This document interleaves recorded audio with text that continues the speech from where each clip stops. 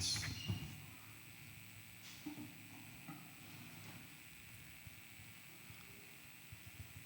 Praise the Lord.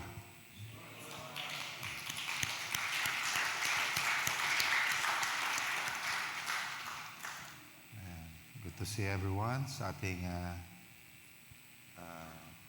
overnight prayer meeting. I believe that our sacrifice in the Lord is not in vain. Amen.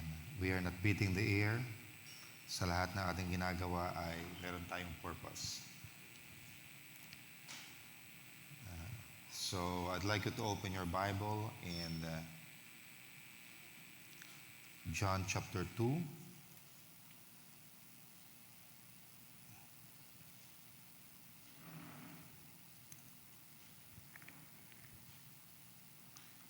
Let's start from verse 1.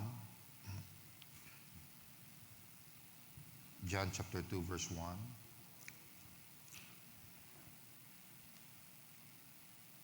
And the third day, there was a marriage in Cana of Galilee.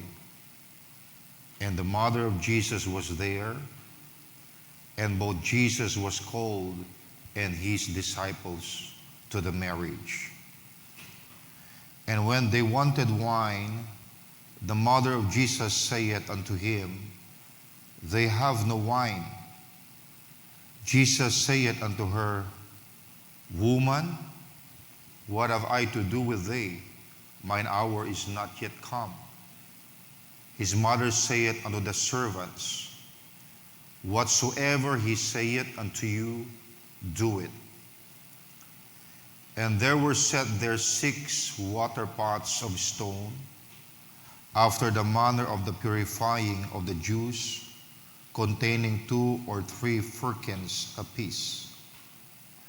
Jesus saith unto them, Fill the water pots with water. And they filled them up to the brim. And he saith unto them, Draw out now, and bear unto the governor of the feast, and they bear it. When the ruler of the feast had tasted the water that was turned, or that was made wine, and knew not whence it was, but the servants which drew the water knew, the governor of the feast called the bridegroom, and saith unto him, Every man at the beginning that set forth good wine, and when men have well drunk, then that which is worse. But thou hast kept the good wine until now. This beginning of miracles did Jesus in Cana of Galilee, and manifested forth his glory, and his disciples believed on him. Tayo sa mandaling manalangin sa Panginoon. Lord Jesus, we acknowledge your divine presence in our midst. We thank you, Lord, for every opportunity we could come together and do your will for us, especially in this season, in this hour, Lord, where darkness is upon the earth. But we, your children, are rising up and shining, Lord, because our light has come. And Lord, as we go to your word, I pray that you would speak to your children. I pray, Lord, that your word would minister into their hearts and inspire them, Lord, to fully obey and do what you required them to do, Father. I ask, Lord, that you would give your servant wisdom and anoint the words that your servant would speak about. Bless your children, Lord, not just in this building, but those who are streaming online. May this message be a blessing to them. We ask all these things in your most precious name, Jesus Christ, our Lord. Amen. Praise the Lord. Praise God. Purihin ang Diyos. Kayo po'y makakaupo. Praise God.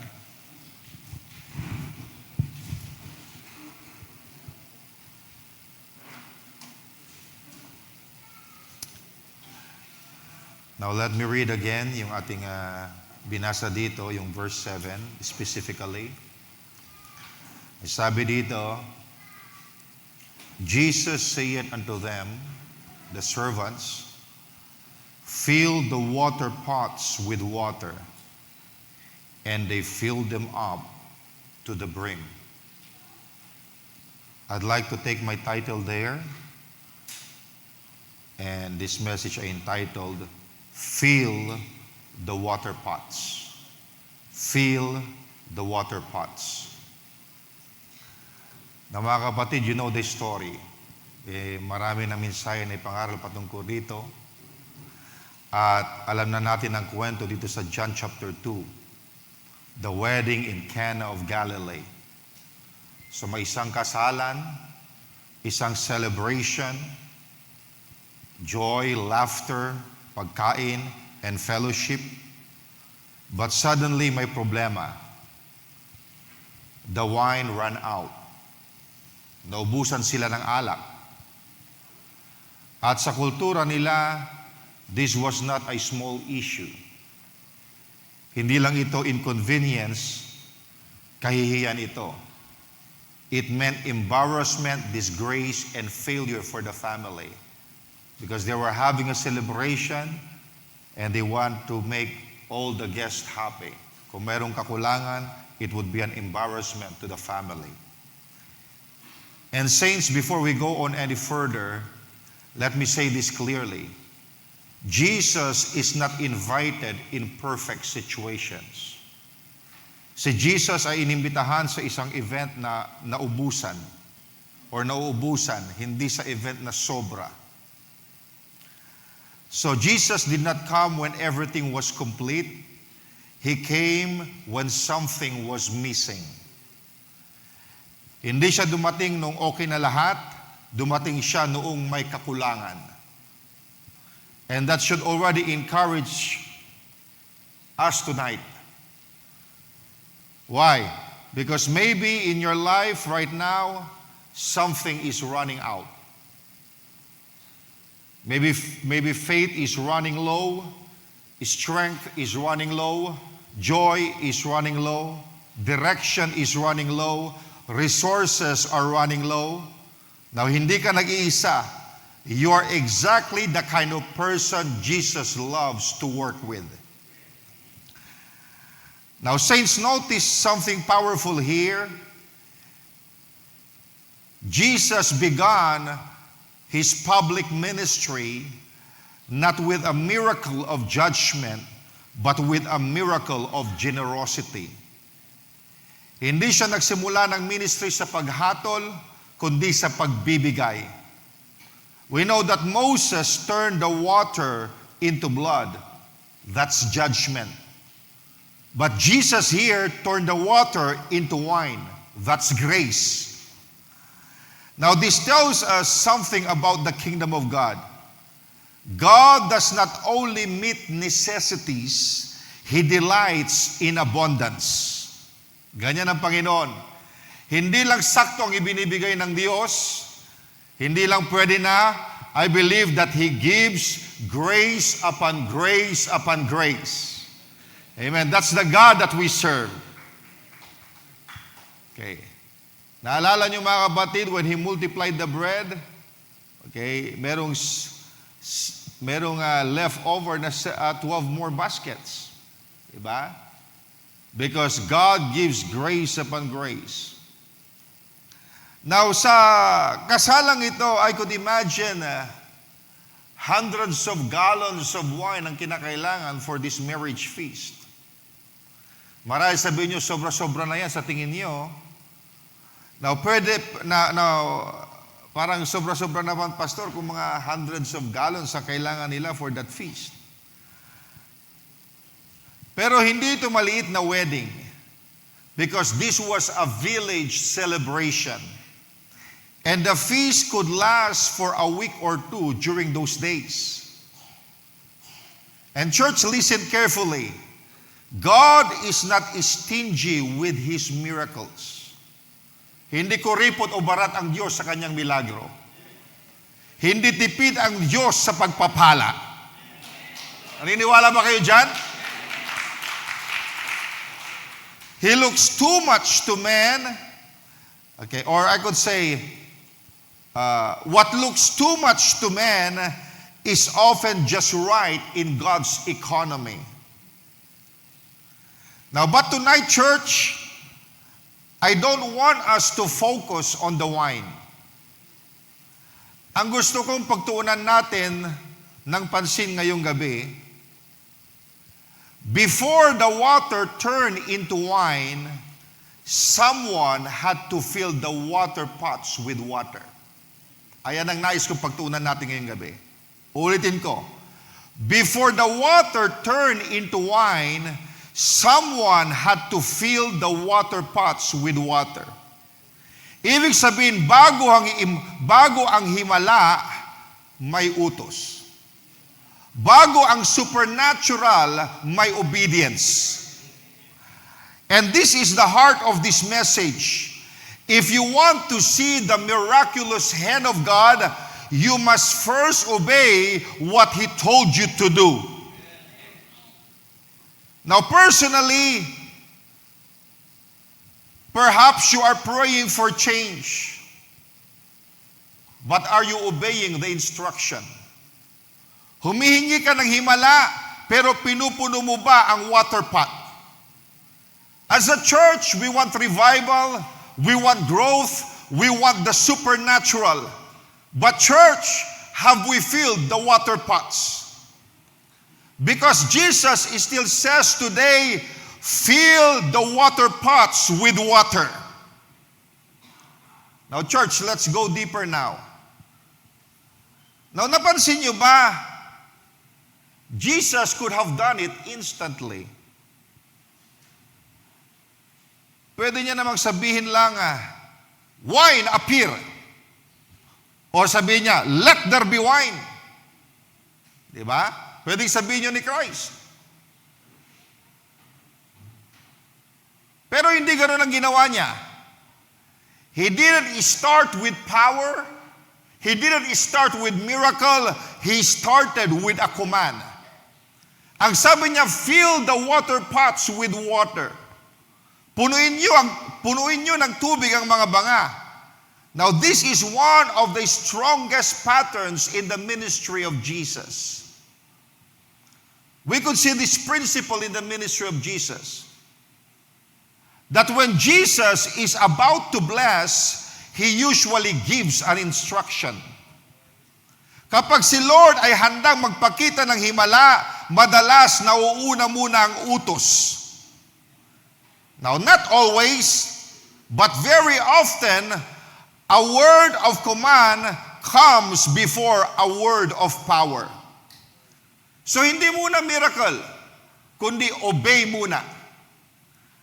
Now, for example, we read the story, you could see the story of a blind man in John chapter 9. Alam natin yung ginawa ni Jesus Christ, dumura siya doon sa lupa. Then He took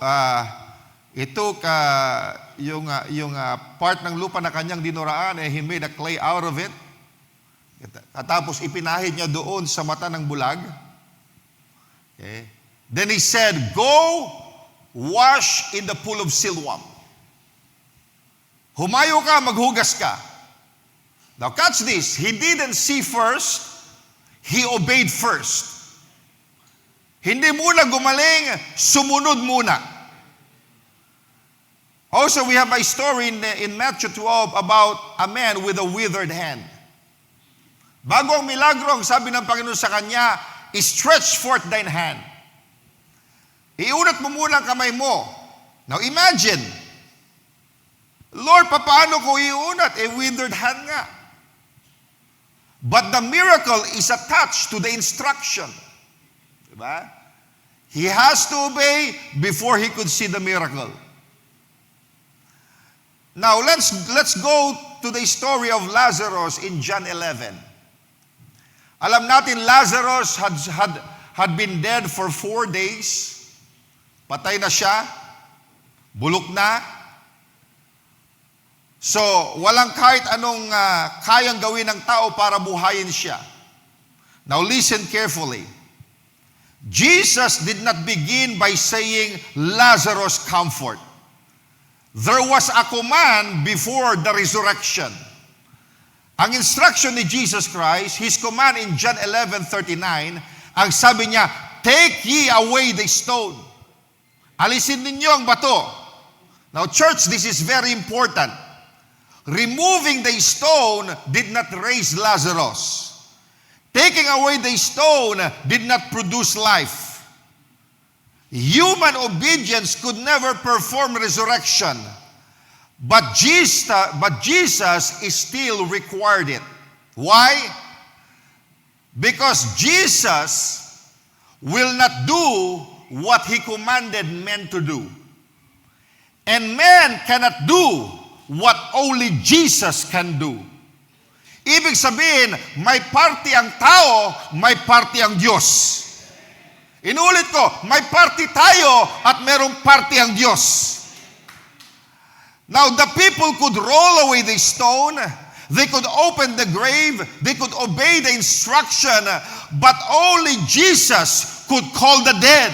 Only Jesus could release life. Only Jesus can command resurrection. And only after the stone was removed did Jesus cry out, Lazarus, come forth. Lazarus, lumabas ka. Now, church, hear this. The stone had to be moved before resurrection could manifest. Tama ba? Now, some of you are praying, Lord, bring resurrection. But Jesus is saying, roll away the stone. Remove the stone of unbelief, of unforgiveness, pride, hidden sin, fear, or excuses. Now that stone cannot give life, but it can block what God wants to do. Now saints, we want revival. We want the resurrection power of Christ to manifest fully. But Jesus may be saying, take away the stone. Marahil sinasabi niya sa atin, remove complacency. Huwag kang tamad sa iyong posisyon. Huwag kang tamad sa iyong ministry. Remove prayerlessness. Remove compromise. Remove division. And when the stone is moved, God does what only God can do. Amen. Kapag sinulod natin yung iniutos ng Panginoon, yung bagay na imposible na ang Diyos lamang ang pwedeng gumawa, gagawin ng Diyos.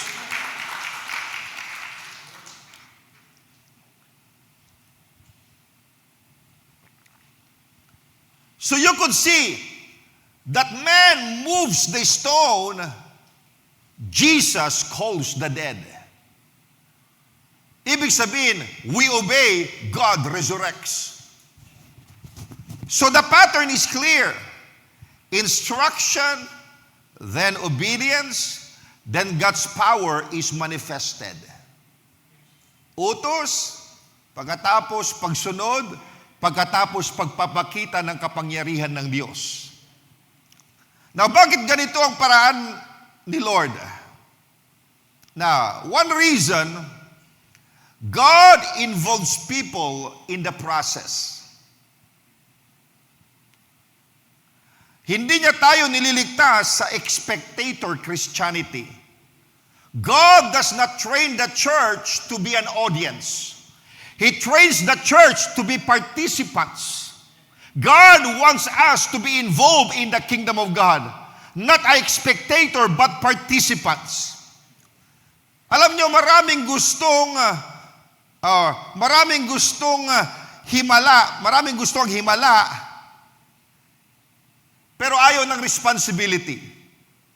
Gustong supernatural, pero ayaw ng obedience. But Jesus is teaching us, you have a part to play. May parte ka. Now, another reason why Jesus do it this way, or why God does it this way, the command reveals that you truly believe. Kaya bago ang milagro, nag-uutos muna siya. Amen. Because yung command ay magpapatunay kung ikaw ay talagang naniniwala. Because obedience is visible faith.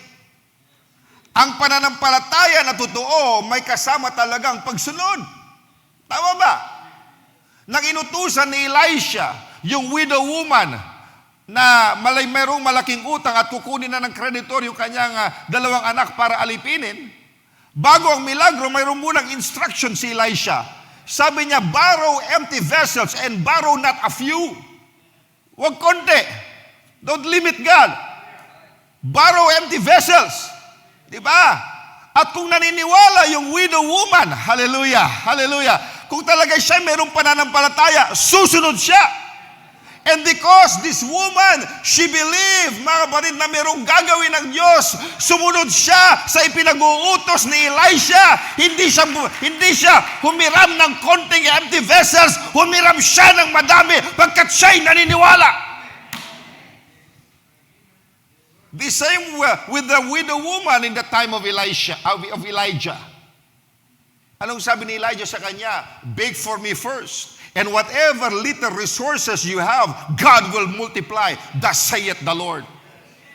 At kung siya'y naniniwala that God will multiply the resources, amen, she has to follow first the instruction. Pagkat yung pagsunod niya, amen, ayun ay expression ng kanyang faith. So obedience is visible faith. Ang pananampalataya na totoo, may kasama talagang pagsunod. You know, some people say, I believe God. Pero kapag may utos na, biglang tahimik. Kasi faith isn't proven by what you claim, but by what you obey. Now, saints, listen carefully. This doesn't only apply to miracles, it applies to salvation. Kapag ang tao ay lalapit sa Diyos, ano ang utos? Believe on the Lord Jesus Christ and thou shalt be saved. Sumampalataya ka. But people would argue, paano ako maniniwala? Patay nga ako sa kasalanan. Now church, don't waste your life arguing with God. Huwag nating gawing hobby ang pakikipagtalo sa utos ng Diyos. Sumunod lang tayo.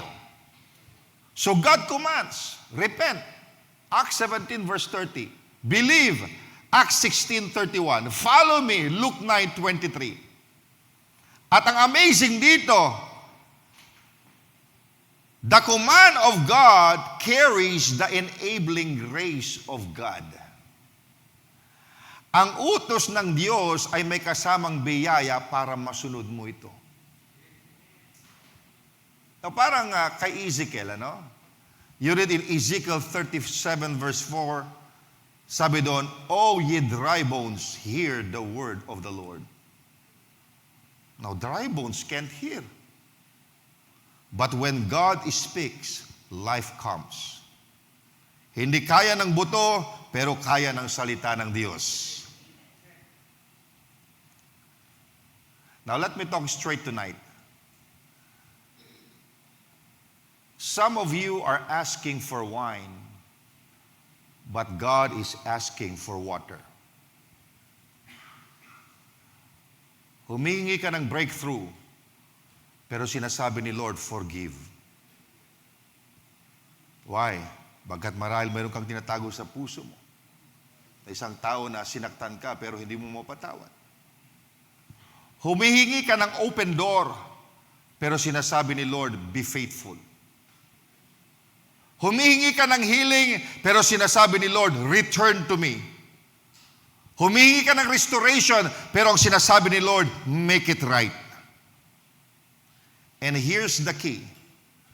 The miracle is often on the other side of the instruction you don't like. Minsan ang himala ay nasa kabilang side ng utos na ayaw mong sundin. Now, stop waiting for power while ignoring instruction. Huwag kang maghihintay ng supernatural habang sinusuway mo ang simpleng instruction ng Diyos. Because in the kingdom of God, instruction comes first, then comes manifestation. Diba? Now let's bring it to the church level. Now we pray, Lord, give us revival. Pero minsan ang sagot ng Diyos, awake, awake. Put on thy strength, O Zion. We pray, Lord, save more souls. But Jesus said, go ye therefore and preach the gospel. Now mga kapatid, the miracle of harvest is God's work. Yes, it is. Pero ang filling of water pots is our obedience. If we want souls saved, if we want lives changed, families restored, we must do the simple things God commanded us. We must do the simple God commanded us. Pray, preach, disciple, visit, love, forgive, serve, give. Keep showing up faithfully. Now, hindi lahat big stage. Minsan bucket and water lang. But the bucket, yung balde, yung timba, is part of the miracle. So, here's the truth we're building. Christ's miracle begins with Christ's instruction. Ulitin ko, ang himala ay nagsimula sa utos. And tonight, the command is still echoing. Fill the water pots with water. Now, tinan niyo ang sinabi ni Mary doon sa mga servants. Ito sa John chapter 2 verse 5. Basahin natin. His mother saith unto the servants, whatsoever he saith unto you, do it. What a very good instruction. Whatsoever he saith unto you, do it. Now mga kapatid, this is where the message starts to press the heart. Because one thing is hearing the command, another thing is obeying it without arguing. Now, because you could see the command did not make sense. Now, let's be honest. The problem was wine. Ang problema, alak. Ang kailangan ay alak. But Jesus said, fill the water pots with water. Now, kung ikaw yung servant doon, anong isipin mo? Lord, parang mali yata yung narinig ko Tubig? Alak yung kailangan? Hindi ba sayang yung oras ko o lakas ko kung susunod ako sa pinag-uutos mo? Na mga kapatid, this is very important. God's instructions don't always look connected to our problem. Minsan parang out of place. Minsan parang hindi swak sa sitwasyon. But obedience is not based on understanding. Obedience is based on trust. Ikaw ay sumusunod pagkat meron kang tiwala sa Diyos.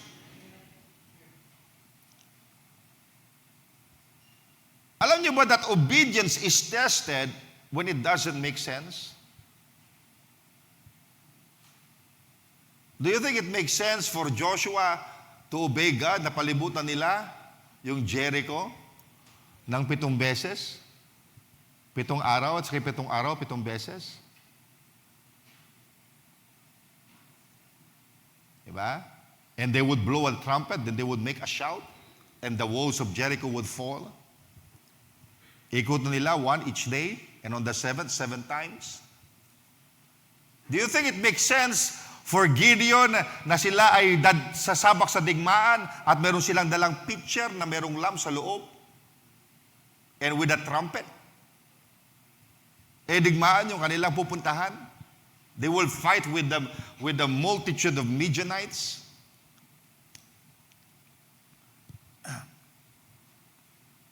Now, so Mary said one of the most powerful lines in Scripture. Ang sabi niya dito, whatsoever He saith unto you, do it. Ano man ang sabihin niya sa inyo, gawin niyo. Now, she didn't explain, she didn't justify it, she didn't defend it. Ang sabi niya lang, do it. Now, that's real faith. Faith does not always ask why. Faith says, Lord, I don't see it, but I'll do it. Hindi ko masyadong naunawaan, hindi ko masyado gets, pero susunod ako. Now, for example, the sinner cries, Lord, change me. Lord, set me free. Break this sin. And Jesus says, believe. And the sinner says, paano magiging solusyon ang paniniwala sa problema kong ito? Paano magiging solusyon yung paniniwala sa problema kong galit o bisyo o kasalanan? Mga kapatid, don't argue with Jesus. Just fill the water pot. Amen. Don't argue with Jesus. Just obey Him if you want to see a miracle. You see, you pray, Lord, bless me. Restore my joy. And Jesus says, forgive. Pero sasabihin ng puso mo, paano ako magpapatawad? Hindi pa nga siya humihingi ng tawad sa akin. Hindi niya deserve. Still, fill the water pots. Gawin mo pa rin yung sinasabi ng Panginoon. You pray, Lord, give me fresh fire. And Jesus says, return to prayer. Humingi ka ng fresh fire. Gusto mo ibigay ko sa iyo. Pero tingnan mo yung prayer life mo. Return to prayer. Be faithful again. But your flesh says, pagod na ako, hindi na ako motivated. Still, fill the water pot. Fill the water pot. Now, delayed obedience is often disguised disobedience.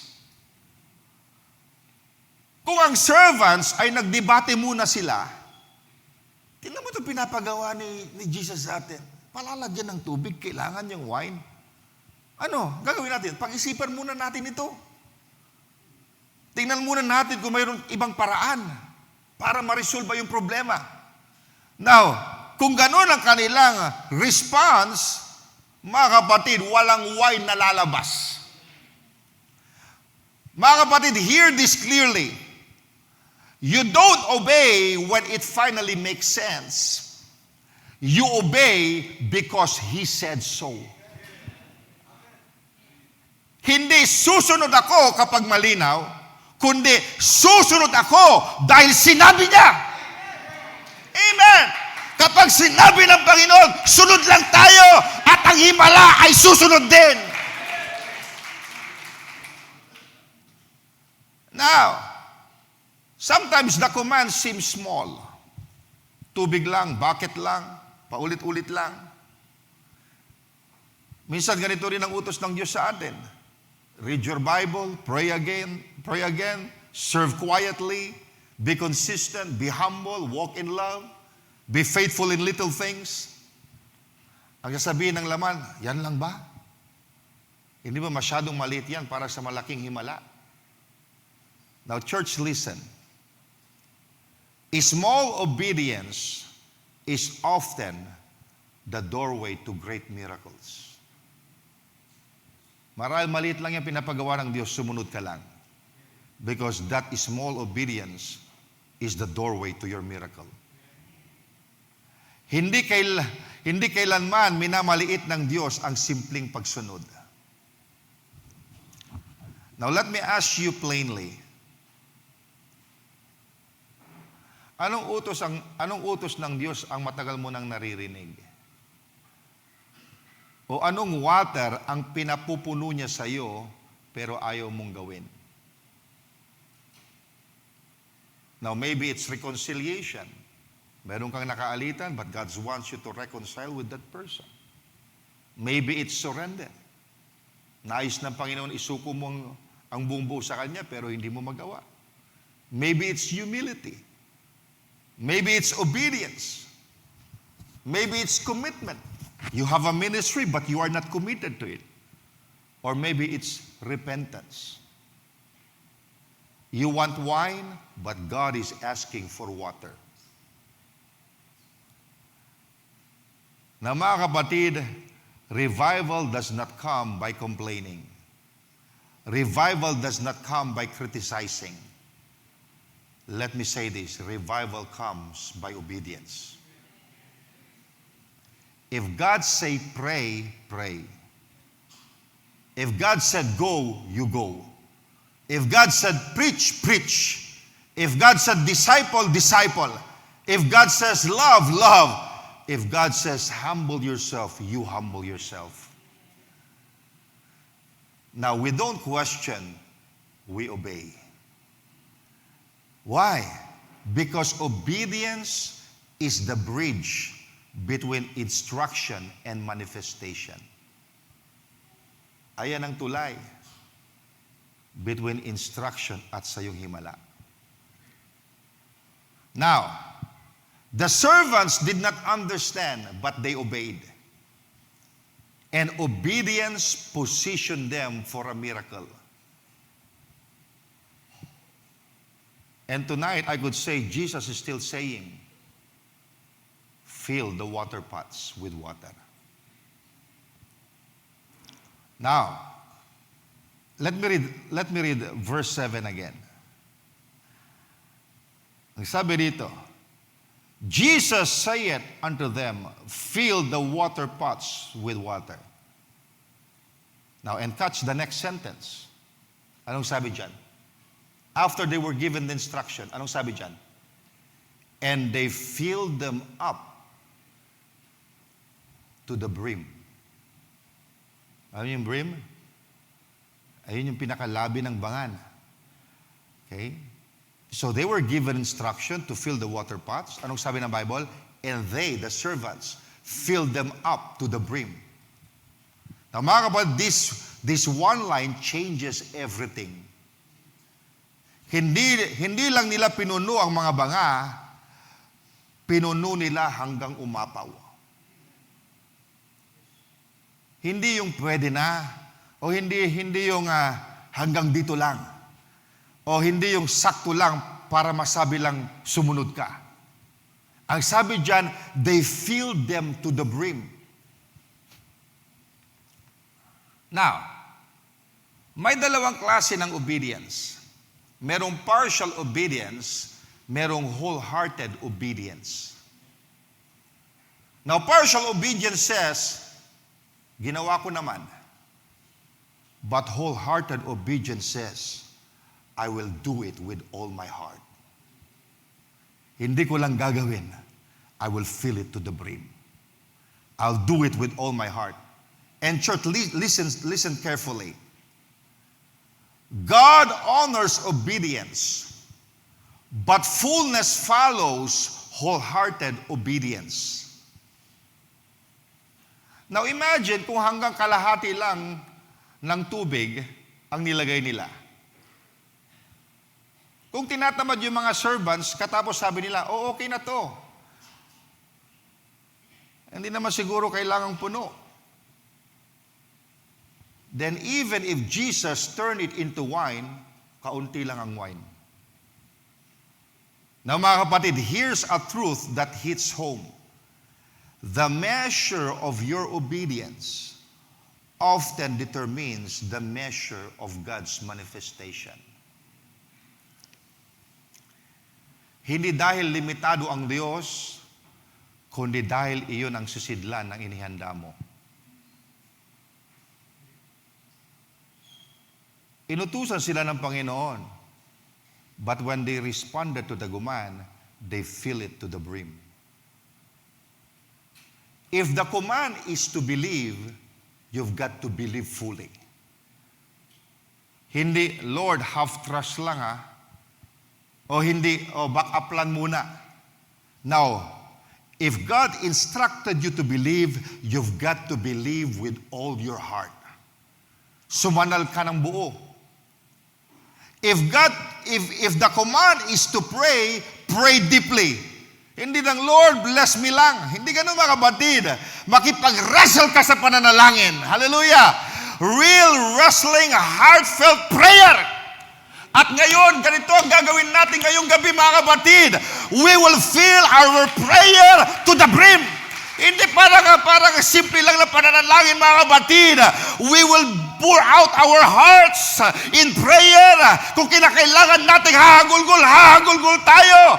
Amen. We will pray earnestly and fervently. Hindi na magsabi ka lang ng konti, pagkatapos inaantok ka na, katapos ayaw mo na, hindi mga kapatid. Amen. Tonight, we will fill it to the brim. Amen. Punuan natin ang water pot ng ating panalangin. If the command is to repent, repent sincerely. Hindi surface repentance. Hindi sorry kasi nahuli. But deep turning of the heart. And if the command is to serve excellently.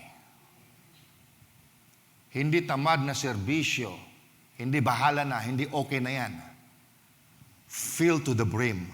Nang ibig sabihin, if the command is to serve, give your best to God. Now, bakit hindi sapat ang kalahati? Because half obedience leave room to self or for self. Full obedience leaves room for God alone.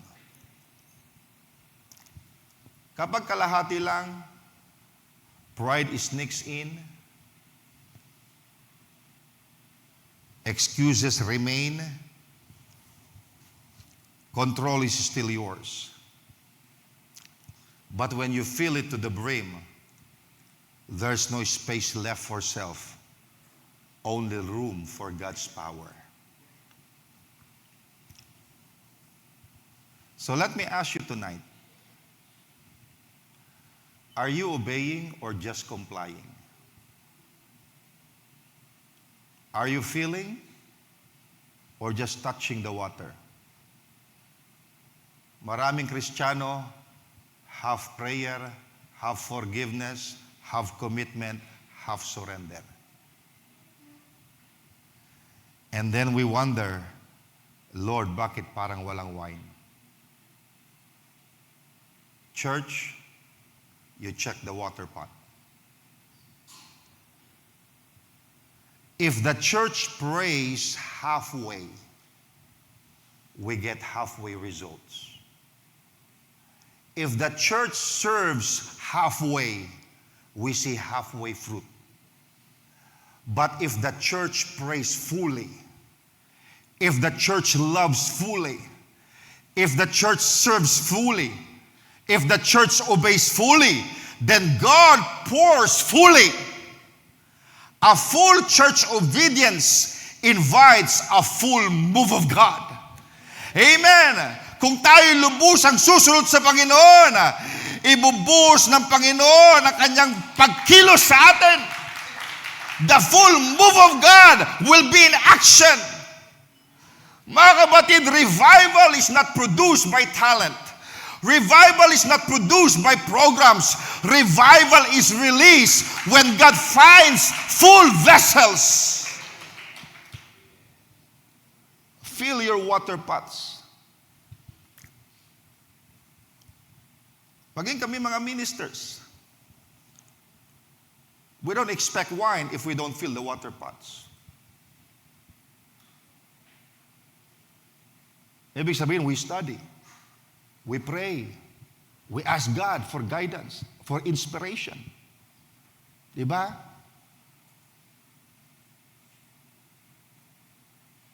Hindi maganda para sa ministro na tatayo dito and the water pots is just half full. No. That's why we have to study hours after hours. Why? Amen. Because we just do our part and God will turn it to wine. Nakuha niyo mga kapatid? Meron kaming bahagi. Hindi bahala ng Diyos, bahala ng anointing. Hindi mga kapatid. Amen. If you fill up the water pots at nakita ng Panginoon up to the brim, nang ibig sabihin you did your best, walang dahilan para hindi kumilos ang Panginoon. Hallelujah. Pagkat nakita niya yung sakripisyo, at nakita niya na ginagalan po ang iyong tungkulin. Amen. At anuman yung pinaghirapan mo, God will turn it into wine. He will turn it into a blessing. Hallelujah! Pagpapalain ng Diyos ang mga tao sa iyong sakripisyo. Hindi sayang yung pagpapagal mo. Why? Because you do your part and God will do His part. Now, that's the Bible. That's the principle. Now, Jesus did not turn half-filled water into wine. Jesus turned full water pots into overflowing blessing.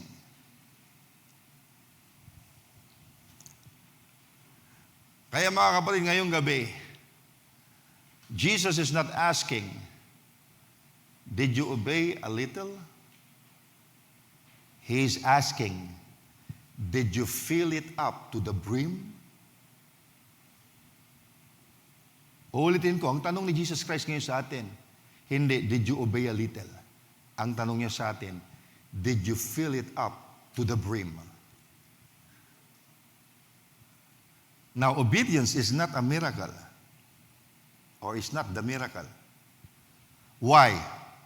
Now, why water stays water until Jesus acts?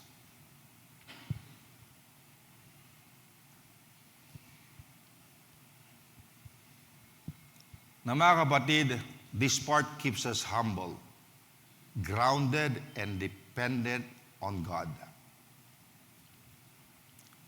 Because after all the buckets were carried, after all the efforts were spent, after all the water pots were filled to the brim, it was still just water. Now you can do everything right, and it can still be water. Now let that sink in. The servants obeyed immediately, without arguing. They obeyed fully, wholeheartedly.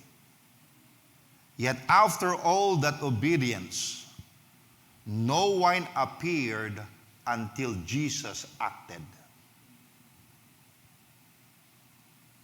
Why? Because this protects us from pride. Hindi tayo ang gumagawa ng himala. Hindi dahil masipag tayo kaya may supernatural. Hindi dahil magaling tayo kaya may transformation. Obedience positions us. Jesus produces the miracle. Now, the servants could carry water, they could pour water, fill vessels, but they could never turn water into wine, because that part belongs to Jesus alone. And same today, we can preach, we can pray, we can teach, we can invite, we can disciple, but only God can save soul.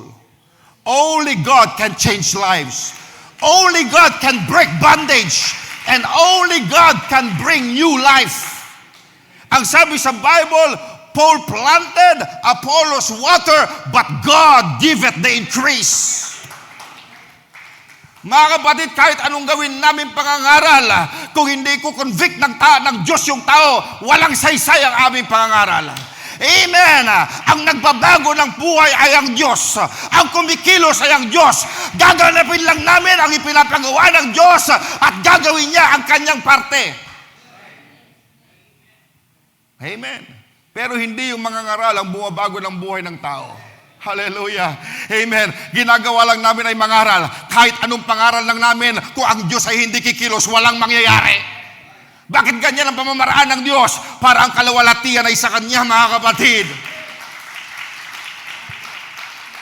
Paul planted, Apollos water. We preachers, we preach, but God giveth the increase. Ang Diyos ang umihipo. Ang Diyos ang nagkukonvict. Ang Diyos ang nagbabago ng buhay. Hindi ako, hindi si Pastor Fidel, ang Diyos. Amen. Now, bakit ganitong sistema ng Diyos? Unang rason, so no flesh can glory. Kung tayong gumagawa ng himala, magiging mayabang tayo. But when water becomes wine, everyone knows this is God. Now, bakit ito mamamaraan ng Panginoon? First, so no flesh can glory. Second, so we stay dependent. Ibig sabihin, nagdedepende tayo sa Diyos. Panginoon, kahit anong preparation ko, kahit anong ginawa ko, if you would not bless it, sayang lang. And because of that, we become dependent on God. We stay dependent on Him. Now, God never allows us to confuse participation with power. May bahagi tayo, pero hindi tayo ang source. Hindi tayo yung gumagawa ng himala, siya. Now, there are two extremes in the church. Now, the first extreme, ganito. All God, no obedience. All God, no obedience. O bahala ng Diyos. Siya nang bahala sa lahat. Hindi ako kikilos. That's one extreme. Now, that's not faith, mga kapatid. That's laziness. Katamaran yun. Now, extreme number 2. All obedience, no God. So, diskarte lang, strategy lang, program lang. Now, that's not faith. That's pride. Now, the biblical way is this. We obey fully, and God acts sovereignly. May bahagi tayo, may bahagi ang Diyos. And we work as partners. Amen? Now, just imagine if the servant said, Lord, ginawa na namin ang party namin, pinununan na namin ng tubig yung bangan. At huwag ka mag-alala, dyan ka lang, Jesus. Bahala na rin kami sa wine. No, imposible yun. Diba? But imagine also if they said, Lord, ikaw nang bahala. Hindi na kami mag-iigib. I-produce mo na lang yung wine. Also impossible. Why? Because miracle happens in the partnership of obedience and dependence. Although kayang gawin ng Panginoon yun, pero nais niyang maging bahagi ka sa kanyang gawain.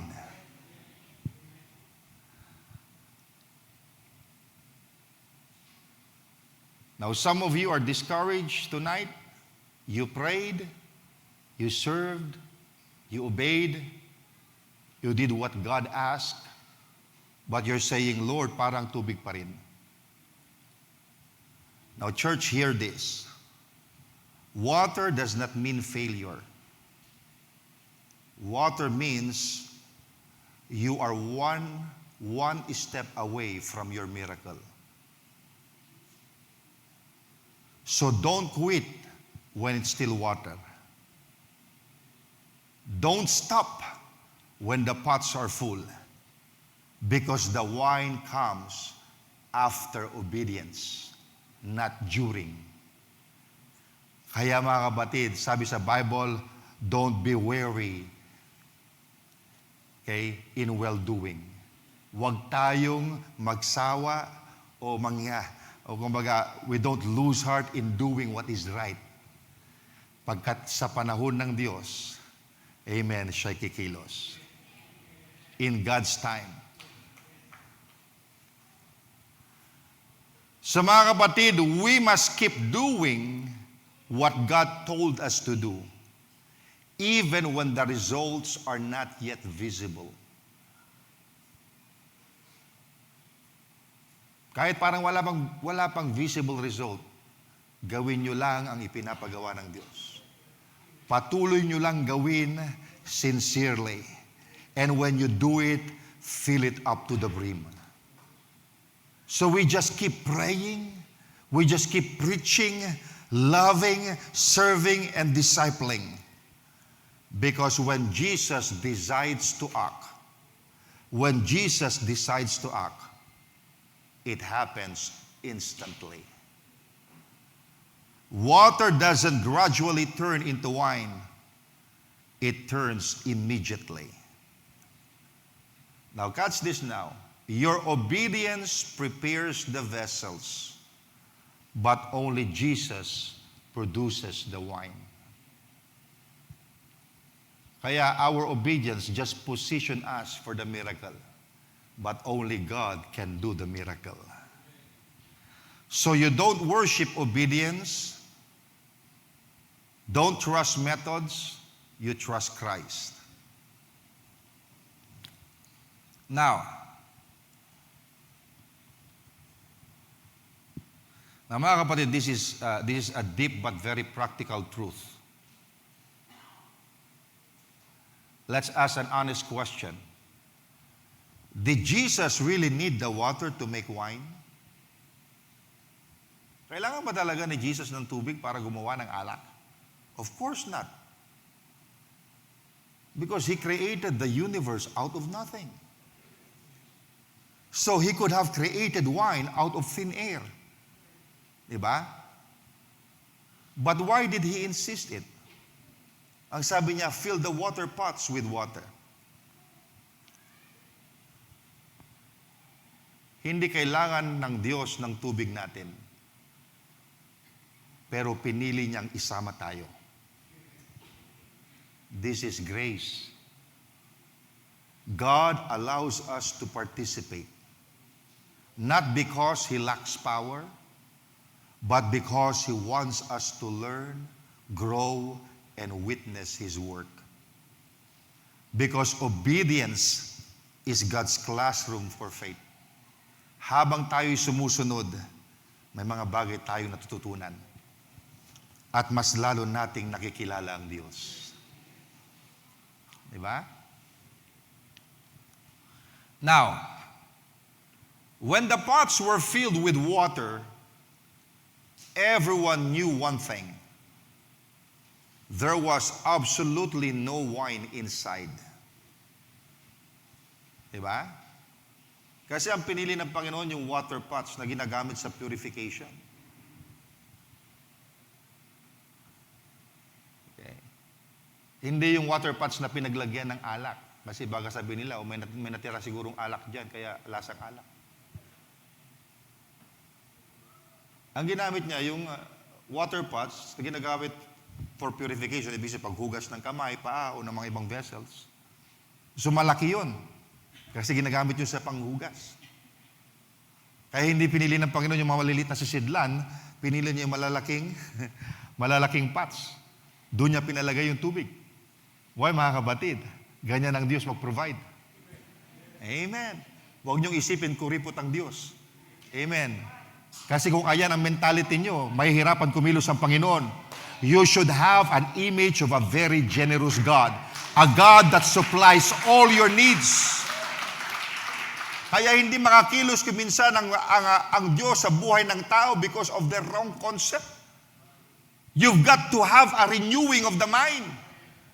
Mga kapatid, bago nilagay ng Panginoon si Adan sa harden, inihanda niya muna ang pangangailangan ni Adan. Amen. Ganon ang Diyos bilang Ama, mga kapatid. Iniisip niya ang pangangailangan natin.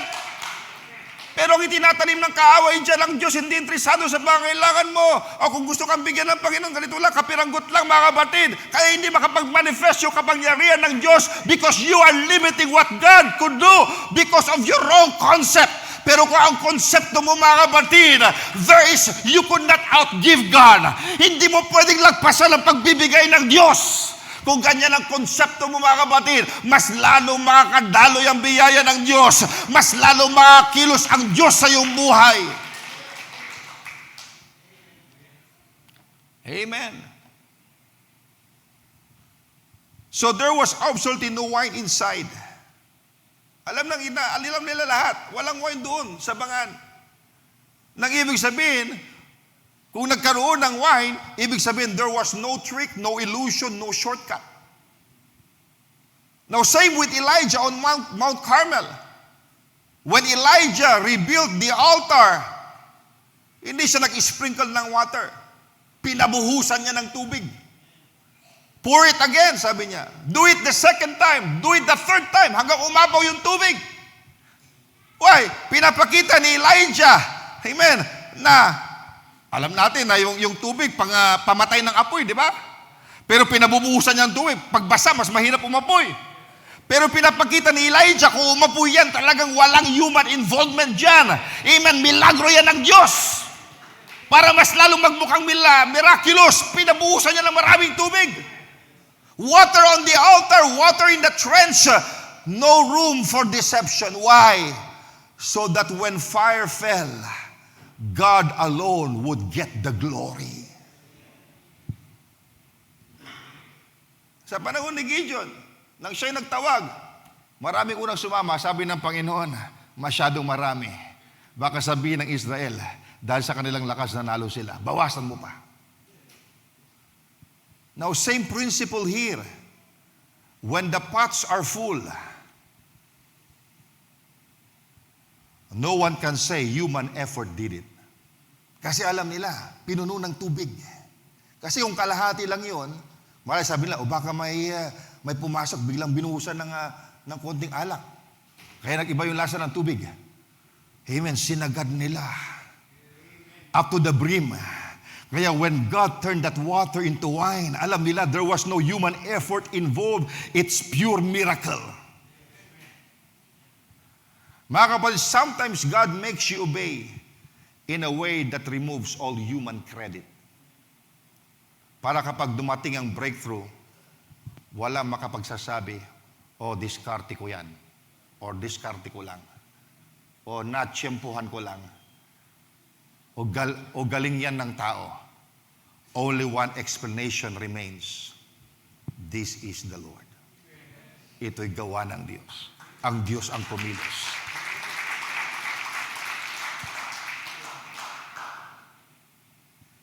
And here is something powerful many miss. The master of the feast didn't know where the wine came from. The guest didn't know either. But the scripture says, John chapter 2 verse 9, the servants which drew the water knew. Yung governor, hindi niya alam kung saan nanggaling yung alak. Ganon din yung mga guests. Sinong nakakaalam? Ano sabi niya? The servants which drew the water knew. Ibig sabihin, ang nakakakita ng himala ay yung nakisama sa obedience. Now, church, listen carefully. Spectators enjoy the wine, but servants understand the miracle. Marami kayo nagpatotoo, pagkatapos yung mga tao nag-enjoy sa patotoo mo, pero ikaw ang nakakaalam kung bakit nangyari yung milagro.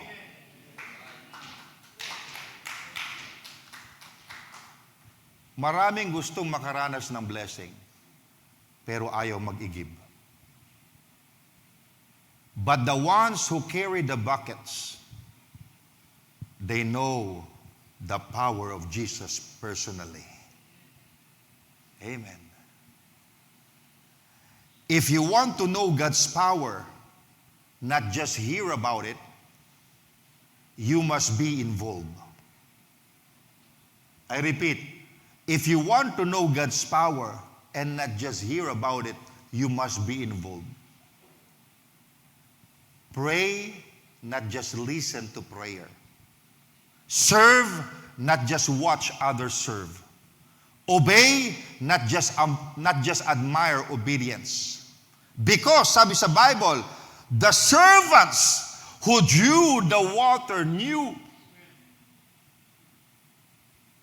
May mga Kristiyanong naiinggit sa testimony ng iba, pero hindi nila alam bago nangyari yung milagro na yon, may water pots na pinuno. May buckets na binuhat. May obedience na ginawa. Now, church, this is why God calls the church to action. If you want to see souls saved, if you want to see families restored, revival release, then the church must preach, must pray and fast, must disciple, must go, and must give.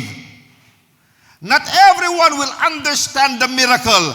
Not everyone will see the process. But the servants will know. Pag may nangyaring milagro, kung ikaw ay bahagi, amen, sa obedience na yun, alam ko kung bakit nangyari yung milagro. Amen, pagkat nagpapagal kami sa prayer meeting, hindi namin pinapabayaan ang prayer at fasting. Yung pinapagalawa ng Diyos, ginagawa namin. Nang sinabi niya, humble yourself, we humble ourselves. At kapag may nangyaring milagro, hindi sila nagtataka. Yung iba, bakit nangyari yan? Pero sila alam nila, pagkat sila'y bahagi. Pagkat sila'y bahagi, may parte sila doon. Alam mga kapatid, kaya hindi sila nabigla. Amen. Kapag ginagawa mo mga kapatid, yung ipinagagawa ng Diyos, hindi ka mabibigla kung mayroong breakthrough na mangyari. Hindi ka mabibigla kung may milagro na nangyari. Pagkat ini-expect mo na mayroong mangyayari. Pagkat ginagawa mo yung parte mo, gagawin ng Diyos ang kanyang parte. Amen. Do we understand that? But the servants will know. Now notice this too. Jesus didn't ask for new vessels. He used what was already there. He used the water pots for purification. Ordinary, common, unimpressive. Now church, God often works His greatest miracles through ordinary obedience, ordinary people, and ordinary faithfulness. Hindi kailangang special ka, hindi kailangang sikat ka para maka-experience ka ng milagro. Just be available. Just be obedient. Just be willing to fill the pot. So now we've learned, may mga bagay na tayo natutunan. We've learned that Jesus gives a command and we obey without questioning. We obey fully. Obedience is not the miracle, but obedience is necessary.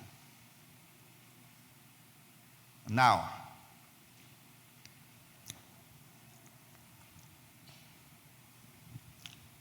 let us bring this home now. Not just to the mind, but to the heart. Ngayong gabi, we learn something simple, but life-changing. Jesus gives a command before He shows His power. And obedience must be without argument.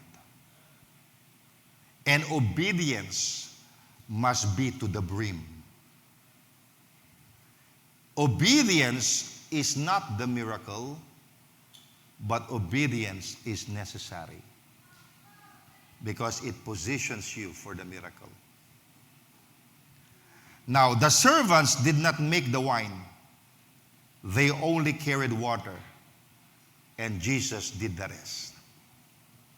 Mga kapatid, hindi natin lahat gagawin.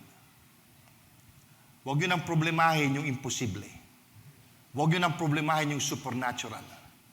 Gawin nyo lang yung bahagi nyo. Pagkat kapag ginawa nyo yung bahagi nyo, Jesus will do the rest. Yung bagay na hindi mo kayang gawin, yung bagay na hindi kaya ng resources mo or ng human strength mo, ang Diyos ang gagawa dyan.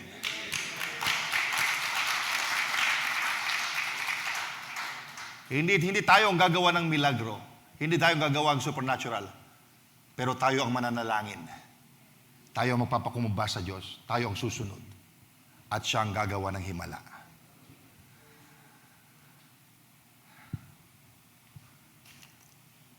So God never asked you to be supernatural. He only asked you to be obedient.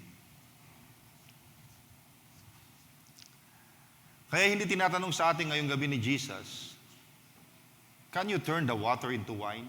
Hindi yun ang tanong niya. He is asking,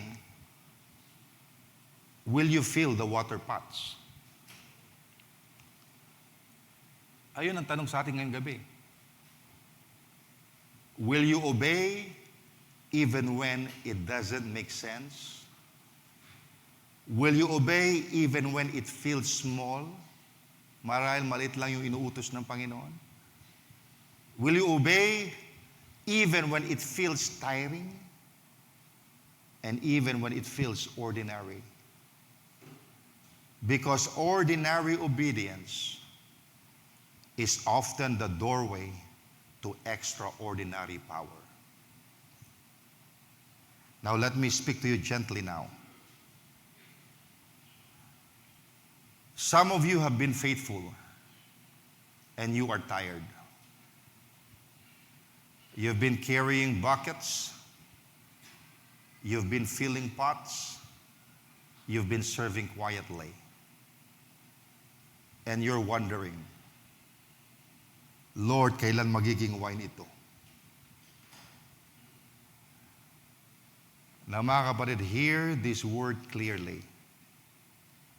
If Jesus told you to fill the water pots, He will never leave them as water forever.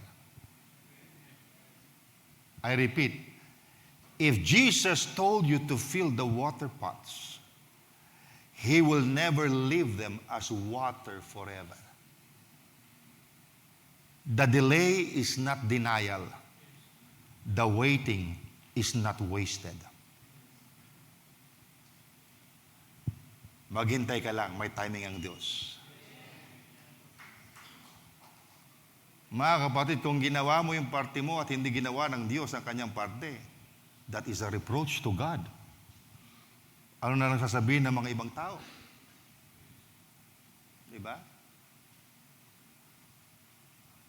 Nasaan ang integrity ng Diyos?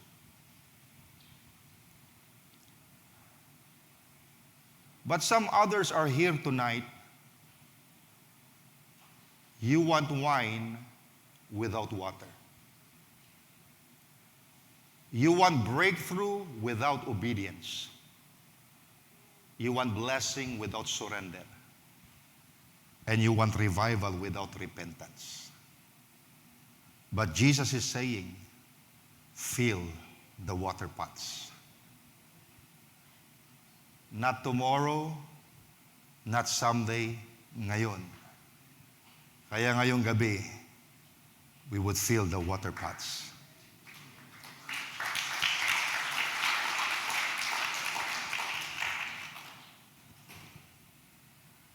Mga kapatid, if we want revival in our soul, if we want our families restored, if we want souls saved, if we want the supernatural released, then let us do the simple things with great faith.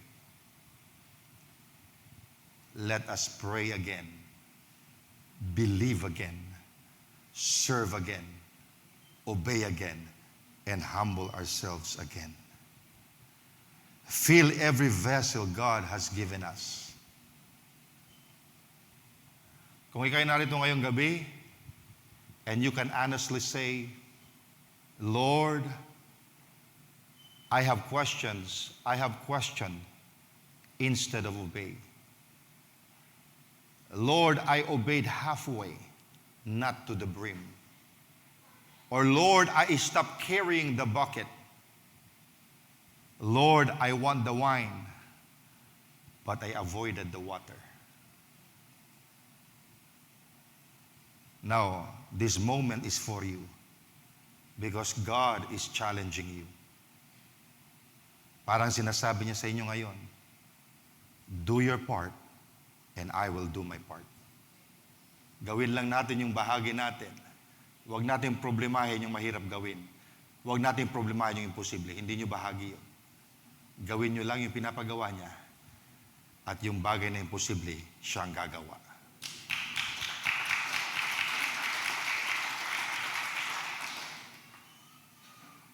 Amen. I'm showing you principles here in the Bible because God works through principles. If you want to see a miracle, you've got to study the principles in the Bible.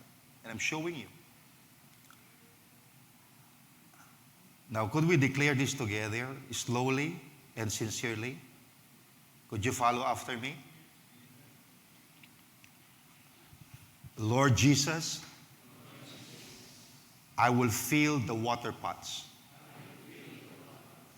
I will obey you fully.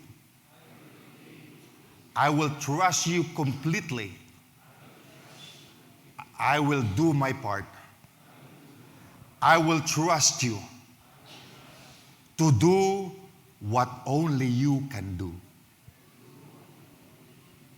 Do you believe that? Yes, blessed be the name of the Lord.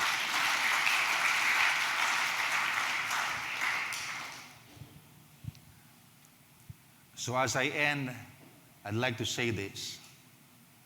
Keep filling the water pots. In your home, in your ministry, in your prayers, in your obedience, and at the right moment, in God's own time, Jesus will turn water into wine. You will see a miracle.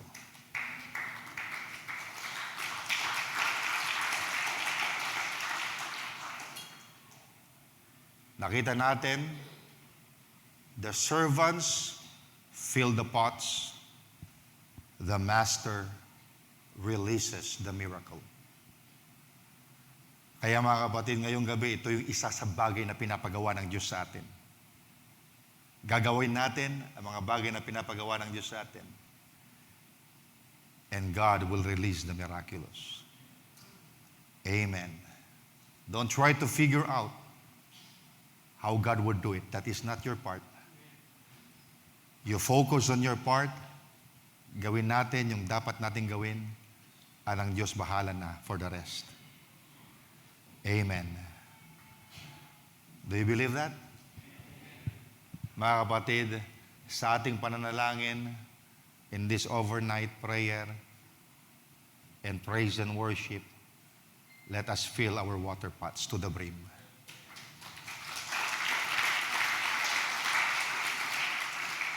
Nang ibig sabihin, if we do something for God, we give God the best. We do it wholeheartedly. Amen. And I believe, I have so many expectations na gagawin pa ng Diyos. I've seen some, and I want to see more. Amen. And God has been giving us instruction after instruction. Did you realize that? Yung mga messages na binibigay sa atin ng Panginoon, it's very instructive.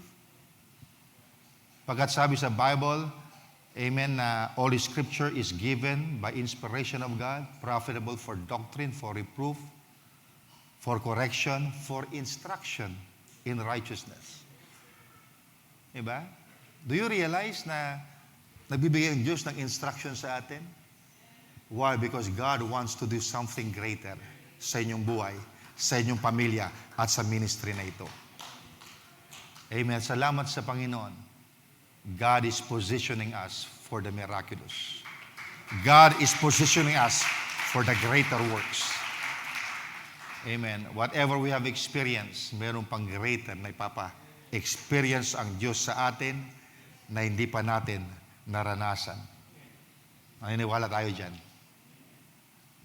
Let us not remain stagnant in our Christian life. Magkaroon tayo ng desire, Lord, I want higher experience. I want greater experience. We are not going down, we are moving up. Amen.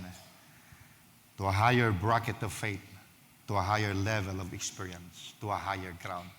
Tulad ng sabi ng awit, Lord, lift me up to a higher ground. May the Lord lift us up. As we do our part, He will lift us up. Amen. Do you love the Lord? Fill the water pots. Amen. At tayo lahat ay tumayo. Purihin ng Panginoon.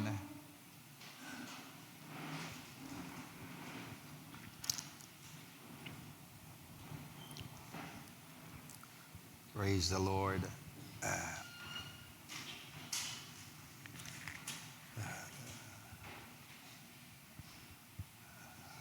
Praise God.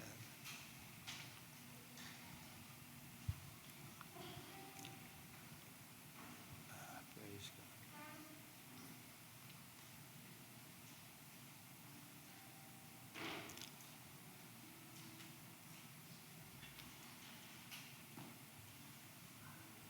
Praise the Lord. Thank you, Jesus. Amen. As we prepare our hearts for prayer, can we sing this song?